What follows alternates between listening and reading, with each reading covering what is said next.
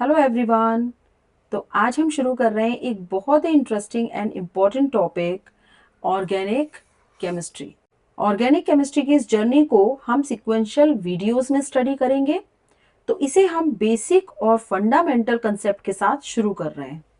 तो सबसे पहले समझते हैं ऑर्गेनिक केमिस्ट्री होती क्या है। तो ऑर्गेनिक केमिस्ट्री वो ब्रांच है जो डील करती है कार्बन कंपाउंड के साथ, स्पेशली उन कंपाउंड से जिसमें कार्बन और हाइड्रोजन बॉन्ड होते हैं। पहले लोगों को लगता था कि ऑर्गेनिक कंपाउंड सिर्फ लिविंग ऑर्गेनिज्म में ही बनते हैं।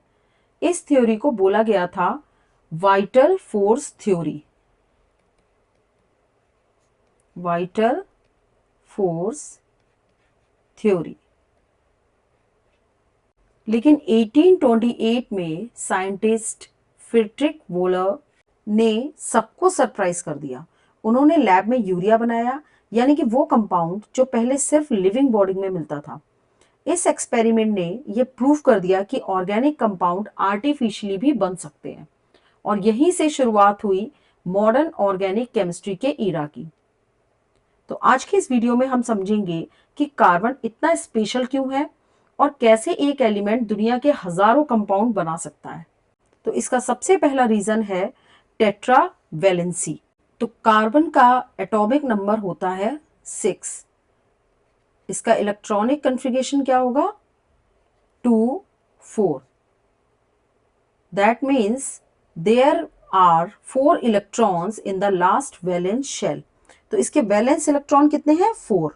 और ये 4 बॉन्ड बना सकता है, जैसे कि CH4 में कार्बन 4 हाइड्रोजन एटम के साथ बॉन्ड बनाता है। अब क्योंकि कार्बन में 4 वैलेंस इलेक्ट्रॉन है, तो इसीलिए हम कहते हैं कि कार्बन टेट्रावैलेंसी शो करता है। दूसरी स्पेशल प्रॉपर्टी है कैटिनेशन। इसका मतलब होता है कि कार्बन अपने आप से जुड़कर लॉन्ग चेन या रिंग बना सकता है। यही वजह है कि हमें हाइड्रोकार्बन, अल्कोहल, एसिड और हजारों ऑर्गेनिक कंपाउंड मिलते हैं। जैसे कि यहाँ इस पिक्चर में आप देख रहे हैं कि एक कार्बन दूसरे कार्बन एटम के साथ ज्वाइन होकर एक लॉन्ग चेन या फिर रिंग बना रहे हैं। So this property is called catenation. अब थर्ड प्रॉपर्टी है मल्टीपल बॉन्ड फॉर्मेशन, यानी कि कार्बन सिंगल, डबल और ट्रिपल बॉन्ड बना सकते हैं। जैसे कि इथीन में डबल बॉन्ड और इथाइन में ट्रिपल बॉन्ड। तो इन सभी प्रॉपर्टीज की वजह से कार्बन के कंपाउंड डाइवर्स और फैसिनेट होते हैं। इसीलिए हम कहते हैं कि carbon is the king of element. तो अब बात करते हैं ऑर्गेनिक केमिस्ट्री के इंपॉर्टेंस के बारे में। तो ऑर्गेनिक केमिस्ट्री हमारे डेली लाइफ का एक इंटीग्रल पार्ट है। जो फूड हम खाते हैं, जो क्लोथ्स हम पहनते हैं या जो मेडिसिन हम लेते हैं, सब में ऑर्गेनिक कंपाउंड होते हैं। अब जैसे कि फार्मास्यूटिकल्स में, तो ऑर्गेनिक केमिस्ट्री के बिना मॉडर्न मेडिसिन पॉसिबल ही नहीं होती है। एंटीबायोटिक्स, पेन किलर, विटामिन, ये सारे ऑर्गेनिक कंपाउंड्स हैं। फ्रूट्स, फैट, प्रोटीन, कार्बोहाइड्रेट, ये सब कार्बन बेस्ड ऑर्गेनिक कंपाउंड है। इसके अलावा फर्टिलाइजर्स, पेस्टिसाइड्स, ये सब भी ऑर्गेनिक इन नेचर होते हैं, जो कि फार्मिंग में हेल्प करते हैं। पेट्रोकेमिकल्स जैसे कि petrol, diesel, fuel, natural gas, LPG, ये सब हाइड्रोकार्बन है। हाइड्रोकार्बन्स यानी कि कार्बन और हाइड्रोजन से बने हुए कंपाउंड।